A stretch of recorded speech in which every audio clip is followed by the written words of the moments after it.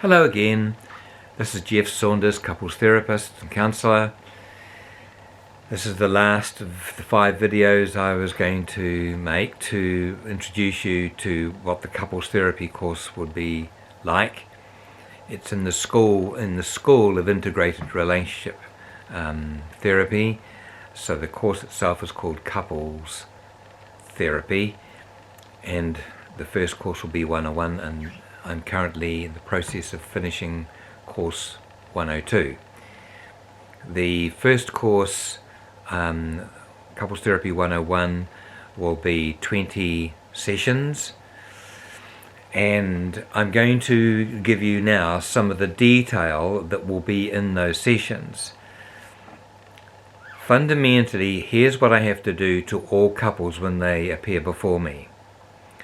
The first thing I have to do is help them understand their attachment styles, and hopefully if you've listened to these 5 videos you might already be getting an understanding of that.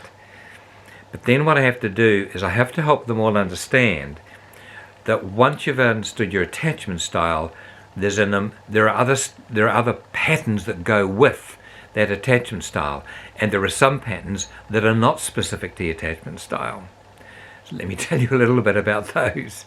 That's why this can take a while. Normally I actually have couples out the door in 8 to 10 sessions, particularly if they work hard at it. I'm going to tell you about a couple that are struggling, and I'll tell you why they're struggling and what causes that struggle. So here are the 6 drivers that actually dictate the way couples relate, and they really have to understand what they're doing with all 6. And it may sound when I say these that you would know, but when you fossick around you may find you don't know as much as you would like to know. So already you know that the first of those drivers is the attachment style itself, and it's particularly the tendency to want to connect and the ways that might play out, and the way to withdraw and the way that may play out. So people have to get to understand that connecting style they have and the withdrawer style, because fundamentally what that's doing is that's stating to their partner, this is the way I relate.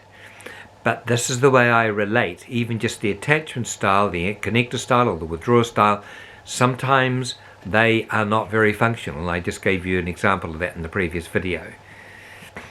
The second factor that is a second driver is issues of empowerment. I've talked a little bit about empowerment. Now, generally speaking, in my field, this is not well understood. Normally it would be understood as an emotion, and the emotion is the third driver. And it's true that what happens was issues of empowerment and disempowerment cause emotional reactivity. But the thing is, just knowing the emotion isn't enough, because you need to understand that you're having an emotion of, say, hurt, when you're feeling like the other person is dominating you. But the other person frequently isn't dominating you, because what also happens when you experience hurt, if you're a connector, and it's connectors that predominantly feel that hurt, and so the emotion, that's an emotion that they feel, almost all of them, a lot of the time. What happens also is that you then think things like, well, he doesn't love me. It means he's not keen on me. So when those beliefs about the way you're interpreting your partner come forth, they are the fourth driver. They are what I call flawed thinking or beliefs. So if in fact your partner is not behaving in the way you like, and you're feeling hurt, it's understandable. You'd think they don't love me, or they care about me, or some such thing. But in actual fact, that's erroneous thinking. Frequently they do love you, but they don't actually know how to relate so that they don't cause hurt and that they don't cause disempowerment. So disempowerment, or the empowerment pattern, is the second driver. The third driver is the emotional consequence of the attachment style and disempowerment, and the beliefs you think. So if you think negatively about your partner relating to you in a certain way, then that itself will cause an emotion that's being created by your internal mechanism, not by the partner. The way you've interpreted your partner causes the emotion. So, and it's true generally that what happens in relationships when we have an emotion or when we have a particular empowerment pattern, that didn't usually start with the relationship. But over time, it can become embedded, so people can start a relationship empowered and then finish up a year or two down the track disempowered. That can definitely happen. But there's usually things behind that cause it. Now, you might know that things like depression, anxiety, those sort of disorders, they're often treated in our culture as if they're a standalone thing, which to some extent they are. They've come from childhood usually, but they're a pattern that you take into a relationship. And I'm about to talk to you about a partnership that in fact has fired up because their wounding in childhood, both of them, was so extreme. So let me just finish the 6 drivers first. So we've got 1 is attachment styles, the 2nd is about empowerment patterns, the 3rd is emotional reactive patterns, the 4th is flawed thinking or beliefs, the 5th is unmet needs and values. Now, what happens when we have a childhood that works out a particular way, we don't realize that we actually don't get certain needs met. For example, we may, if the family is sort of distant in the way it operates, we may not know that we're not getting love and we're not asking for it. The thing is, the family just doesn't do it. So it becomes a standard pattern that it's a need you don't know is never been met. And so what you're going to be doing is reacting out of getting insufficient love or insufficient attention or insufficient acknowledgement. And you may not realize that in actual fact some of those wounds started in childhood. Others may not. What can happen in a relationship is patterns can kick in where unmet needs and the importance of values to get this happen and that happen, they tend to take over when they're not being addressed. The 6th driver is communication. Now, communication is everything. And it's very easy to think that communication is the number 1 problem, which to some extent it is. But the trouble is you can't fix communication unless you know how to fix the previous 5. Because communication is where the rubber meets the road. The communication pattern you adopt together is caused by the other 5 drivers interacting invisibly in the background. And it's true also that very, very few people grow up in functionally communicating family environments. So on top of the fact you've got the other 5 drivers operating, you've also got often a deficit in learning how or knowing how communication can happen well. So we've got these 6 drivers operating interactively.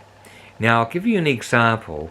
I'm going to talk to you about Matthew and Sonia. Matthew and Sonia. Now what happens for Matthew, who's an avoidant? He withdraws, but what happens is he gets very, very upset very, very quickly when he hears implied criticism. Now remember, withdrawers in general do not like criticism, and they often go into shame about it.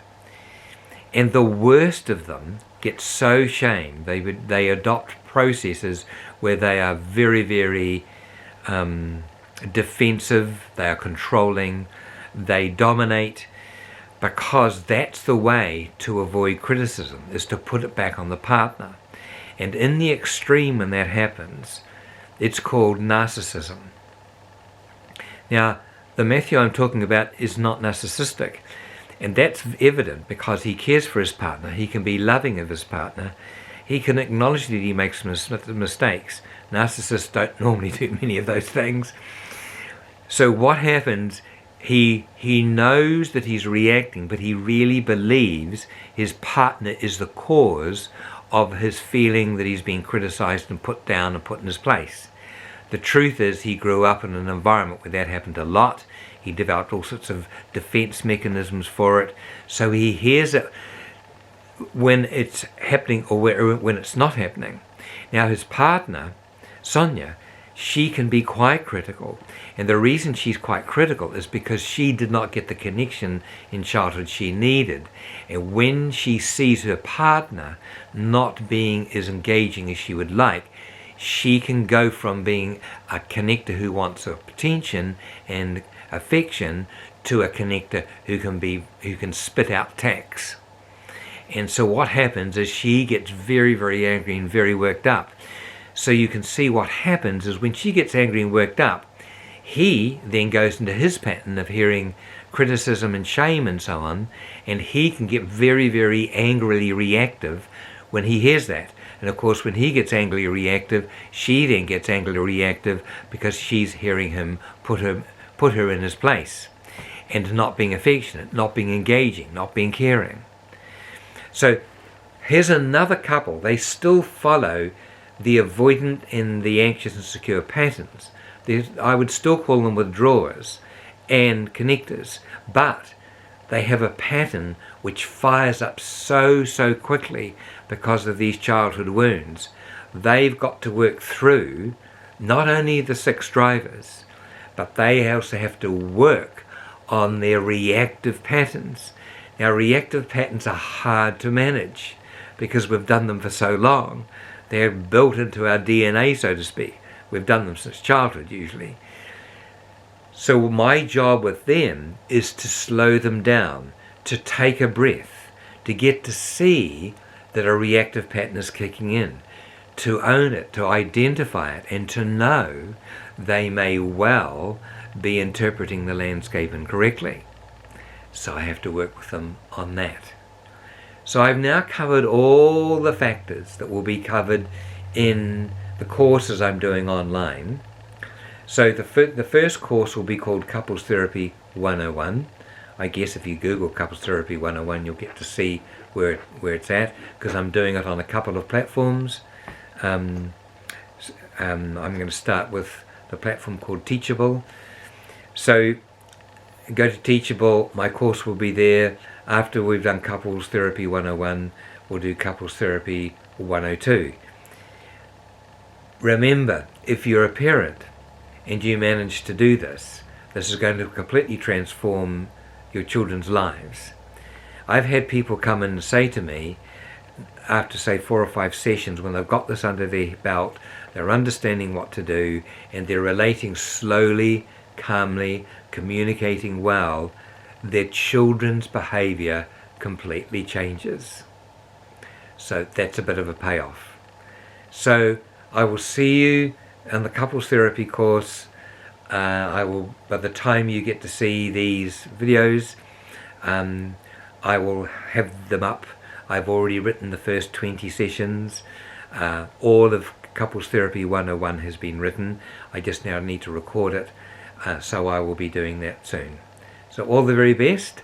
I hope you will do the course and you will transform your relationship by learning the details of how to do all that we've described. All the best. I'm Jeff Saunders. Goodbye.